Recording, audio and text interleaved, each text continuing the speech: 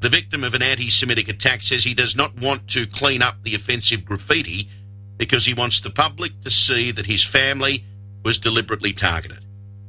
As I mentioned, I wanted to catch up with Peter Wertheim from the Executive Council of Australian Jewry. He's been good enough to join us online this morning. Peter, good morning to you, sir. Good morning, Mark. Mate, it just highlights that anti-Semitism, it's not going away, is it? No, unfortunately it's not. And if this sort of thing goes on in the middle of a Royal Commission, which is throwing a spotlight on the problem, you can imagine what it's going to be like when the spotlight is finished and the scrutiny ends, and it's back to business as usual. It'll just get worse, in my view. I said to a few people while I was on leave, Peter, over the last couple of weeks, one of the most concerning comments I've heard over the last 6 months was a comment made by the ASIO boss, Mike Burgess, who made clear in his annual assessment and terror risk assessment that there have been 14 foiled terror attempts since the Bondi Beach terrorist attack. That was over, 6 months ago? 14 foiled terrorist attempts since the Bondi Beach terrorist attack. We've got a significant problem in this country, and it's time for everybody to come to the fore. We can't just continue to hide behind this Royal Commission and say, we'll let the Royal Commission do its job. We need everyone from the Prime Minister down to come to the party here and say, no more. Enough is enough. Exactly right. And look, whilst it's welcome that the Royal Commission is looking at universities, don't forget we had 2 parliamentary inquiries into anti-Semitism at universities already in 2024 and the early 2025. So none of this is new. There's a lot of inquiries, a lot of findings, a lot of recommendations. There's been some action, but not enough. And the problem persists, as you rightly point out. Well, I think this week's going to be quite eye-opening for a lot of people, because you and I, Peter, have spoken over the last couple of years about the hatred that's been allowed to permeate, especially on these university campuses. And we're going to hear from Jewish students and academics this week in Melbourne. Indeed. And the Minister for Education has announced that there are going to be certain measures introduced as from today. That's all welcome too. It's a step in the right direction. But you can't help feeling that it's just sort of playing around the edges. I mean, we really need to get to the heart of the problem. And there are at least 3 areas, I think, that require more detailed attention and, if not regulation, then certainly some understandings about future action by universities. I'm happy to outline what they are. But, yeah, please, Peter. What are those 3 areas in your view? Okay, well, let's start with foreign government funding of universities. All right? I mean, this issue has been raised and swept under the carpet again and again and again. We do know that there is at least one government in the Middle East that is funding universities around the Western world, including in Australia.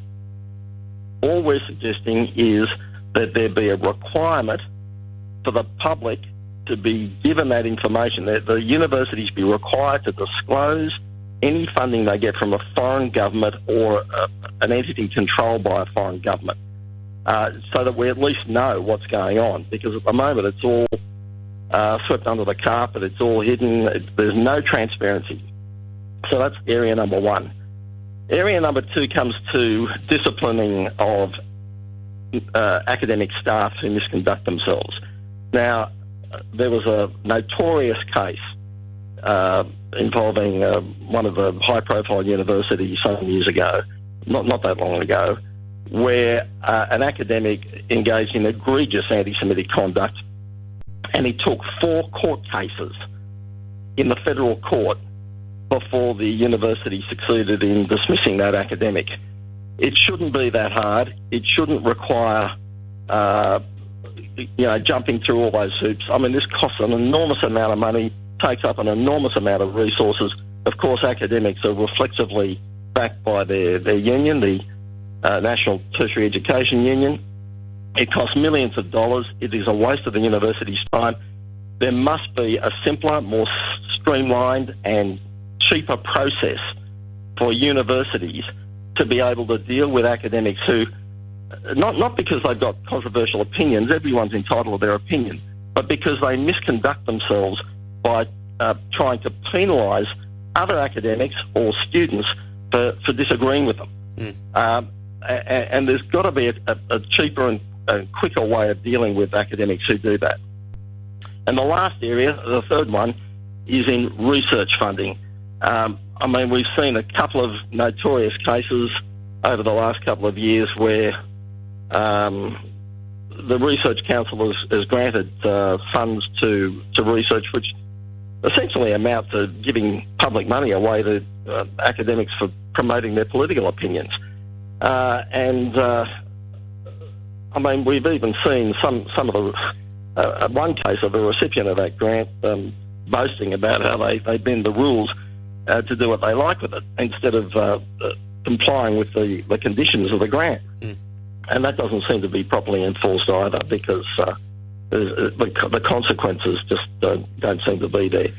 So again, these are three areas that I think are the most critical areas where the government and the universities themselves need to perform better.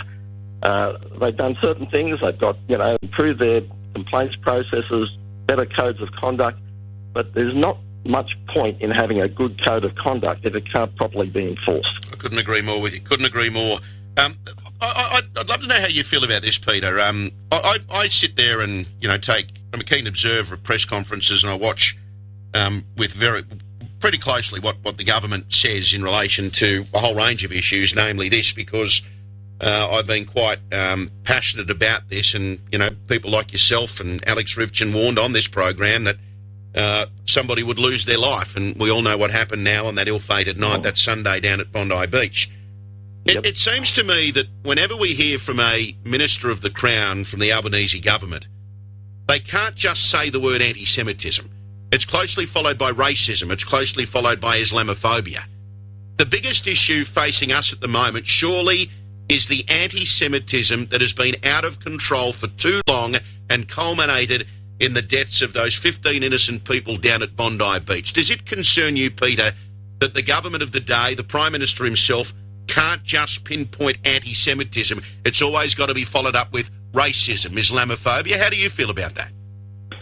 Yeah, look, I mean, it's just wrong at the moment to bracket anti-Semitism with other forms of racism. I'm not suggesting that anti-Semitism should be privileged above other forms of prejudice and hatred. I'm not saying that at all. But what I am saying is that we need to recognise the reality that right now in Australia, the real problem is with anti-Semitism. I mean, yes, there are all sorts of other areas of prejudice and bigotry. We're all aware of them, but they haven't resulted in 15 innocent people being shot on a warm summer's evening at Bondi Beach.